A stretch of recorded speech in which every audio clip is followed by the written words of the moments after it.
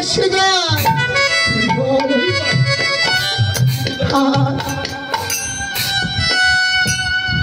আর দ্বিতীয়বার চাইবে ভারত যেন রাজা হয়।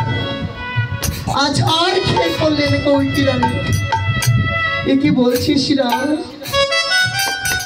প্রভাতের সূর্য উদয় হলে তোর রাজ্যাভিষেক, তুই রাজা হবি।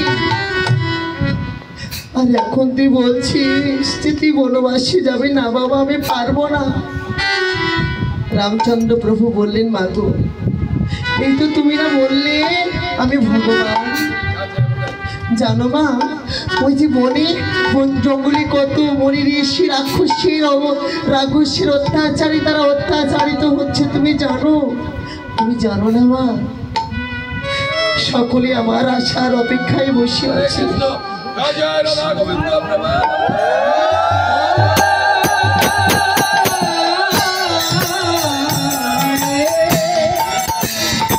সকলে বলছে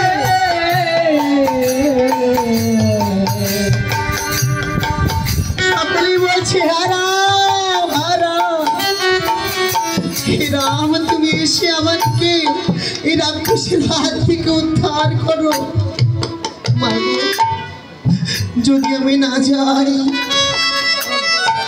তবে তো সেই সাধুগুরু বৈষ্ণবেরা উদ্ধার পাবে না মা। সকলে রাক্ষসের অত্যাচারে অত্যাচারিত হচ্ছে। তাই তো তুমি আমার জন্য সেই সাধুগুরু বৈষ্ণবদেরকে উদ্ধার করার জন্য তোমাকে যে বর চাইতে হবে মা। এবার কৈকি রানী কি করলেন গো? দশরথ মহারাজের কাছে গিয়ে সেই বর দুটি চেয়ে নিলেন। সেই বর দুটি চেয়ে নিলেন। এবার মহাপ্রভু রামচন্দ্র চলে গেলেন বনবাসে। বনবাসে গিয়ে প্রত্যেকটা মনি ঋষি নৈমিষারণ্যে যতগুলো রাবণ রাজার অত্যাচারে অত্যাচারিত মনি ঋষি সকলকে উদ্ধার করলেন। পঞ্চবটি বন থেকে এবার কি করলেন? অনেকে বলে যে সীতা দেবীকে লঙ্কা রাজা রাবণ ধরে নিয়ে চলে গিয়েছিল, কিন্তু কারোর কি সাধ্য আছে বাবা সীতা দেবীর গায়ে হাত দেয়? কারণ সীতা দেবী নিজেই হচ্ছে ব্রহ্মা, সম্পূর্ণ শক্তিশালী ভগবানের অংশভূতা। আলাদিনী শক্তি থেকে রাধারানীর অংশ সীতা, তাহলে সীতার গায়ে কে হাত দেবে?